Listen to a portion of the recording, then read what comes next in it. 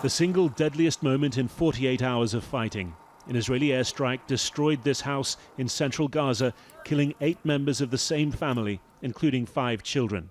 The Israeli army said the target was Razmi Abu Malhous, an Islamic Jihad commander.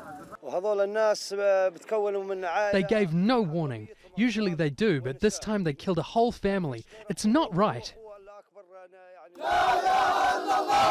A mass funeral followed, 8 buried and thousands on the streets. By this time, the rockets and airstrikes had given way to a tense ceasefire, Islamic Jihad saying it had won important concessions.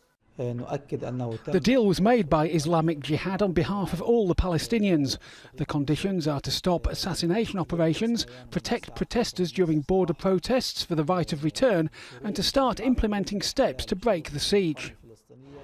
But many in Gaza, struggling with desperate poverty as well as violence, are tiring of such claims.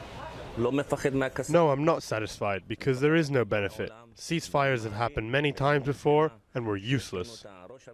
Hours into the ceasefire, 5 rockets were launched from Gaza City, 2 of them intercepted by Israel's air defense system. Nonetheless, Israel eased restrictions imposed on its own citizens near Gaza and reopened border crossings. The Israeli government and the IDF achieved its goal in this mission. We eliminated the terrorist that was in charge of the recent actions against Israel.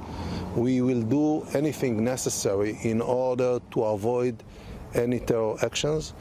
Since Israel assassinated the senior Islamic Jihad commander Baha Abu al-Atta on Tuesday morning, it's shifted its long-standing policy of holding Hamas responsible for all rocket fire out of Gaza, instead striking Islamic Jihad targets and fighters almost exclusively.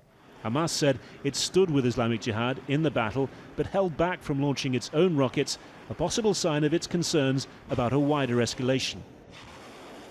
There was further rocket fire that came out of the Gaza Strip as night fell on Thursday evening. At around sunset, there was a rocket that the Israeli military said was intercepted by the Iron Dome anti-missile system. A few hours later, around 8 p.m. local time, there was another rocket that was fired and fell inside Gaza territory. Shortly after Israel launched this new round of strikes, the Israeli military tweeted saying it was targeting Islamic Jihad and was doing so in response to breaches of the ceasefire in terms of this rocket firing throughout the course of the day on Thursday. Islamic Jihad also released a new statement saying it was on standby with its finger on the trigger to respond should there be further attacks from Israel. It said it had a new weapon available to it. It said a domestically produced longer range rocket with a range of some 120 kilometers. There were protests in various locations on Thursday evening inside Gaza, with people upset at the ceasefire, saying that there should be further rocket attacks on Israel in response to the large-scale loss of life in Gaza, particularly the civilian casualties, particularly the children that were killed, especially from Wednesday into Thursday overnight. There have also been concerns expressed on the other side of the border fence, local communities on the Israeli side near Gaza declaring that their schools should be closed again on Friday for fear that the ceasefire would break down.